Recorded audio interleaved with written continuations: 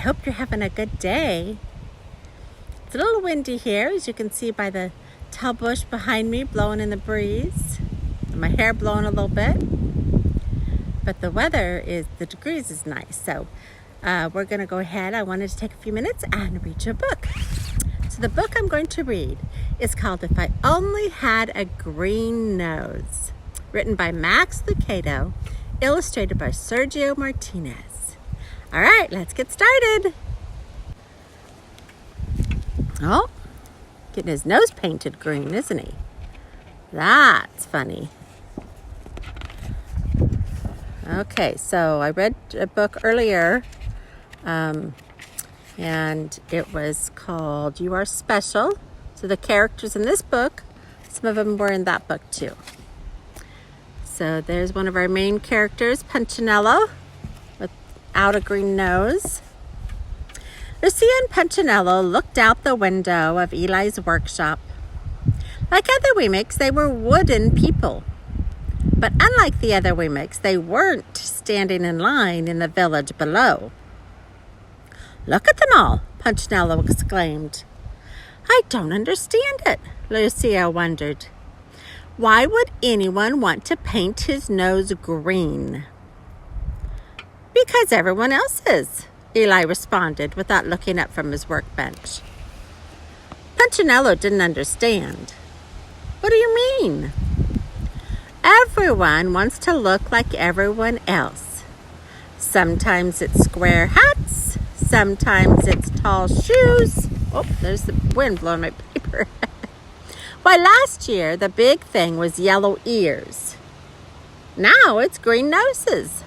Everyone wants a green nose."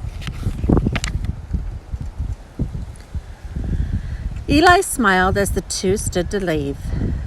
"Just remember, I made you different on purpose," he told them. From street level, the line looked even longer, and the noses even greener. Lucia and Punchinello worked their way to the front of the crowd and watched as one Wemick came after another, stepped into the nose coloring store and came out painted. "It's the latest thing," barked a Wemick on the sidewalk. "Don't be the only Wemick with a plain nose." "Who is that?" asked Punchinello. Lucia shrugged. "I don't know."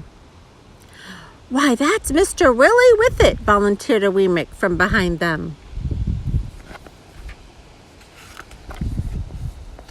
"Does he run the nose painting store?" asked Punchinello. "More than that," the Wemick exclaimed. Painted noses were his idea.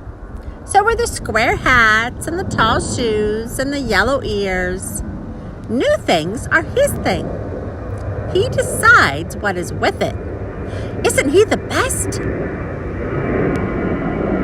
Hear the plane flying overhead?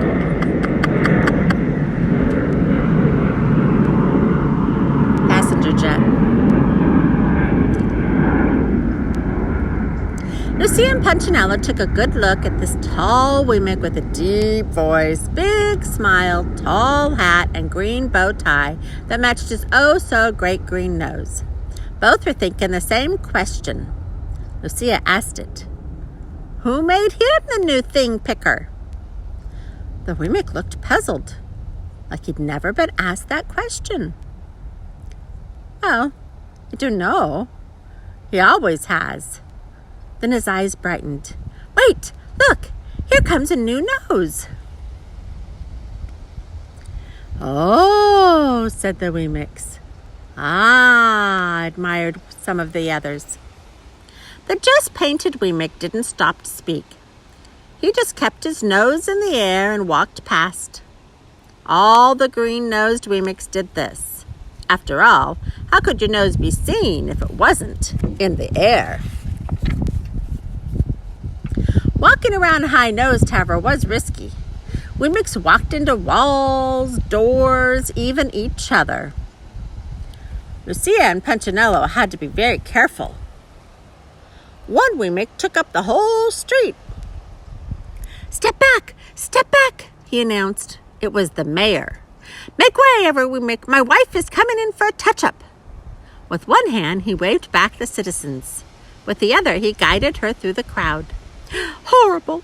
Just horrible! She cried, covering her nose with both hands. I chipped some paint when I bumped into a tree.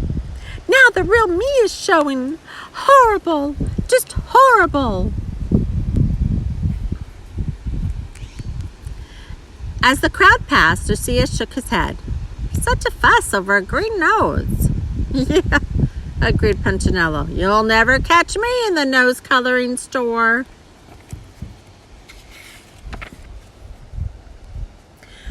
Aw, Punch, I was hoping you'd go. Punchinello recognized the voice immediately. Twiggy? He turned and looked at the wide-eyed, sweet-smiling Wee-Mick. His ears began to turn red. They always did when he saw her. He reached up and covered them. Why don't you paint your nose, Punch? I painted mine. Everyone else is painting theirs. Besides, you'd look so good in green. Twiggy reached up and touched the tip of his nose. You're so cute. With that, she turned and walked away. Bye-bye, she waved. Punchinello moved one hand from his ear to his nose. He turned and looked at his reflection in a store window. Lucia had to grab his hand to get his attention. Come on, Punchinello, let's go. As he walked past the store, he noticed Willie Whippet examining his nose in a handheld mirror. Later at home, he did the same. I never noticed before, but my nose sure looks pale. The next morning, Punchinello walked down the street with his friends, Splint and Woody. Are you really thinking about it? Woody asked. Sort of, Punchinello answered. They say the paint stings your nose, Woody volunteered. And it stinks, Splint added. The brush could get in your eyes, Woody continued. And it only comes off with sandpaper, Splint nodded. Shh! Punchinello put a finger to his lips and pointed at a large crowd of green-nosed Wee-Micks standing in the square. Something's going on. The mayor was standing on a platform. His wife, nose freshly painted, and Willie Whippet were on either side of him. Welcome, one and all, to the first meeting of the Nosy Wee-Micks Club, he announced. Your glistening green sets you apart as a Whippet Wee-Mick. As if on cue, Wee-Micks began stroking their noses. You are classy. You are keen. You are awesome. You are green. Proud of his poetry, the mayor smiled, and the Wee-Micks applauded. We owe it all to Willie Whippet, he shouted over the noise, the pioneer of the painted snout. Everyone applauded even louder. People love me because of you, one shouted. I have more friends, cried another. With a green nose, I am a better Wee-Mick, exclaimed a third. The mayor hung a medal around the neck of Willie Whippet. You have changed the face of Wee-Micksville. We salute your brilliance. Without you, we'd all look like... The mayor paused, looking for the right word. Then he saw Punchinello and his friends. Pointing in their direction, he declared with a scornful laugh, Them!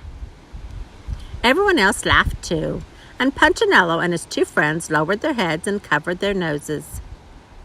Let's hear it for Willie Whippet, shouted the mayor, the Wee-Mick who discovered the cure for the common nose. As the townspeople shouted and applauded, Woody, Splint, and Punchinello quickly turned and walked away. They didn't stop until they stood in front of the nose coloring store. Within a matter of minutes, all three were painted and walking down Wee-Mick Lane. Hey, Punchinello, asked Splint, pushing his nose upward. Am I doing it right? Punchinello didn't look. I can't see you, Splint. If I turn, my nose won't be in the air. Phew! This is tough work, Woody added. Not only do you have to get painted, but you have to walk weird. Yeah, but doesn't it feel great to be with it? Punchinello asked. And for a few days it did. They hung out with other green noses and made weekly visits to the nose-a-curist for a nose polish. They bought nose gloves for cold days and nose brellas for rainy ones. All three read Willie Whiffet's new book, Winner by a Nose. Most of all, they enjoyed looking down their noses at the unpainted Wee-Mix. Well, that wasn't very nice, was it? One day, they were feeling especially smug. Splint said to Punchinello, I just can't imagine who wouldn't have a green nose. Punchinello agreed. Anyone without a green nose is so... So what? A voice interrupted. It was Lucia. Punchinello was embarrassed. I haven't seen you in a while, he said. You haven't seen anyone in a long time, she replied, except yourself. He started to speak, but didn't. He was bothered by what she said, and he was even more bothered by what he saw. He saw it the next morning as the three were walking into Wee-Mixville. Standing on the other side of the road was a Wee-Mix with a red nose. He needs to get with it, they said to each other. But then they saw another Wee-Mix, also with a red nose. Then a third and a fourth. By the time they were in the village, they were surrounded by red-nosed Wee-Mix. And those whose noses weren't red were in line to have them painted.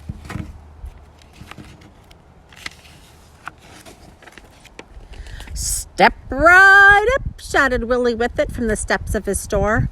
Green noses are out and red noses are in. But we just got our noses painted green, they told him. No problem, he replied. Our red will cover the green. Step right up and get in style. The three friends looked at each other sadly. We thought we were in style. Woody moaned. What could they do but stand in line and have their noses painted red? For a few days they fitted in, until one morning they saw a blue-nosed Wee-Mix. Oh, no, they said to each other. Not again. So they changed colors. But it was only a short time until blue noses were out and pink noses were in. Then pink was out and yellow was in. Then yellow was out and orange was in. Soon, Punchinello and his buddies had so many layers of paint on their noses that they couldn't remember what they really looked like.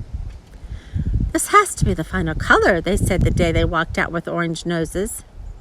But once again, they were wrong. I am so tired of this, Woody moaned when he saw a purple painted Wee-Mix. I wish my nose was common again. The three sat on a rock and hung their heads. Me too, agreed Punchinello. I should have listened to Eli. You think he would help us? Why don't you ask him? All three turned at the sound of the familiar voice. Lucia, they said. He asks about you every day, she told them. Is he mad? Punchinello wondered. Sad, but not mad. Punchinello looked up towards Eli's house on the hill. He told me to tell you to come, Lucia spoke again. Could I take my friends? Of course. Would you go with me? Certainly. As the four began the long walk up the hill to Eli's house, when they reached the top of the hill, Eli stepped out of the workshop and began walking toward them. He met them in the yard. One by one, he examined their noses. Been trying to fit in, eh? Punchinello nodded. Did you succeed? Not really. Every time we get close, someone changed the rules. That's the way it is. And my neck hurt from sticking my nose in the air, Woody added. You weren't built to walk that way. We just want to be ourselves again, Splint said. I'm glad to hear that. Can we? They asked. Of course you can, Eli replied. I'll always help you. Be who I made you to be. Then he reached in his pocket and pulled out a piece of sandpaper. But it's going to take some time. And so Punchinello and his friends followed their maker into his workshop where he spent the rest of the day removing the paint. It hurt to be sanded, but it was worth it to be normal again.